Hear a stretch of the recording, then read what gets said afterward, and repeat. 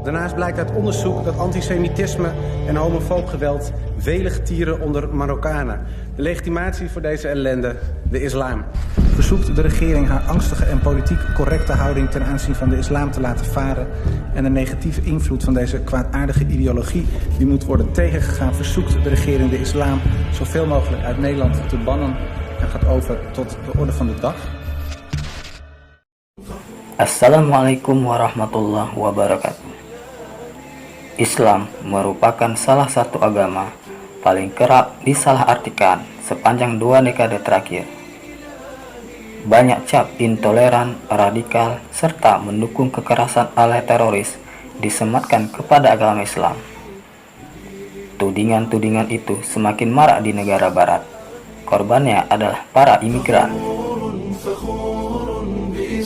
6 sosok yang kita bahas nanti punya satu kesamaan. Mereka dulunya percaya bahwa Islam adalah agama yang memicu kekacauan di dunia.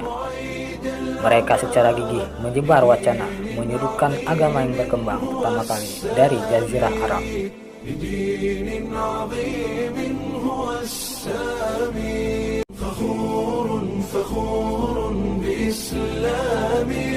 Sebelum lanjut, dukung channel ini dengan klik tombol subscribe dan aktifkan tombol lonceng agar channel ini terus berkarya dalam sejarah dan fakta.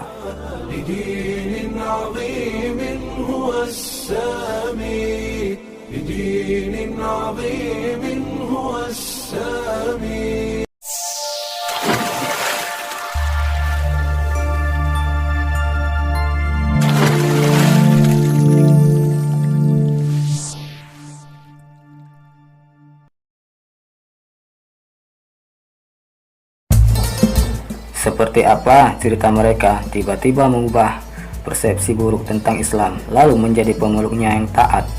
Berikut kami rangkum dari berbagai sumber. Yang pertama, Arnold van Daan. Arnold van Daan adalah produser film Fitnah, sebuah film yang menghina Nabi Muhammad yang diluncurkan pada tahun 2008.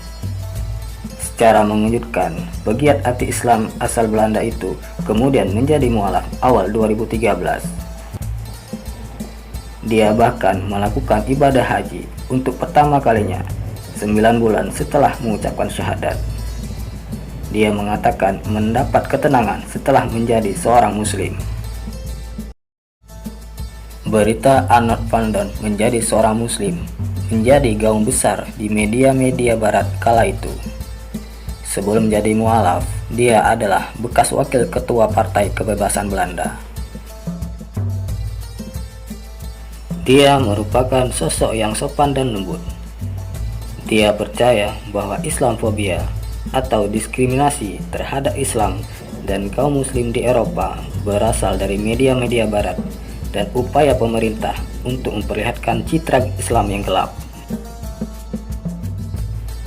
Dia bahkan mengatakan jika orang-orang di Eropa tahu betapa indah dan bijaksananya Islam, maka mereka semua pasti akan menjadi mualaf. Semakin saya membaca Al-Quran, semakin saya yakin bahwa Islam adalah agama yang benar-benar indah dan bijaksana.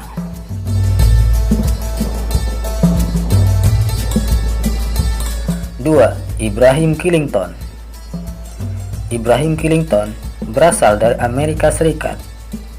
Ia menjadi mualaf setelah mendengar kisah Nabi Muhammad SAW di radio. Sebelum masuk Islam, hidupnya hanya melakukan hal-hal buruk yang merugikan diri sendiri, seperti mabuk-mabukan dan hanya memikirkan kesenangan duniawi. Ketika saya mendengarkan siaran stasiun radio inspirasi dari pemerintah Amerika, dan itu berbicara tentang kehidupan Nabi Muhammad SAW, dan itu terdengar ada yang tidak benar, tuturnya. Akhirnya, Ibrahim mencari tahu soal Islam melalui internet. Sosok pertama yang ia lihat dalam penelusurannya yaitu Baba Ali. Sosok komedian tersebutlah yang memecahkan rasa stereotipnya terhadap Islam. Setelah itu, Ibrahim mencari pembuktian lain. dengan membaca Al-Quran yang dipinjam di perpustakaan. Ketika membaca, bule ini ketagihan. Ia merasa selalu ingin membacanya. Kitab itu meresap jauh ke dalam hati, dan ketika saya terus melanjutkan, seperti tenggorokan saya ini pernah membaca tentang orang-orang di neraka yang minum air mendidih. Jadi membakar tenggorokan mereka, dan ketika saya membaca ini, dan saya sadar menjalani kehidupan yang mengerikan.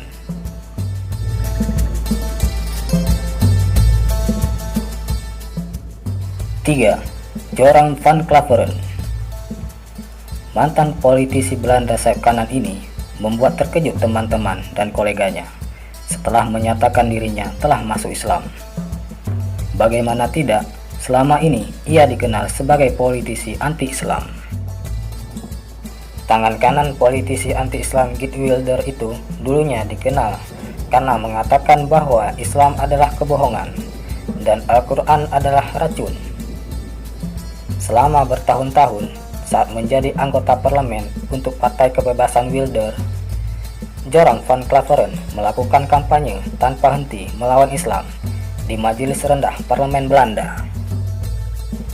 Dengan menjadi mualaf, Joram mengikuti jejak Arnold van Don, bekas rekannya. Sama seperti Arnold, Joram membuat keputusan untuk menjadi mualaf saat menulis buku anti-Islam. Memeluk Islam itu rasanya seperti kembali ke rumah, tempat yang paling damai di dunia ini, tuturnya.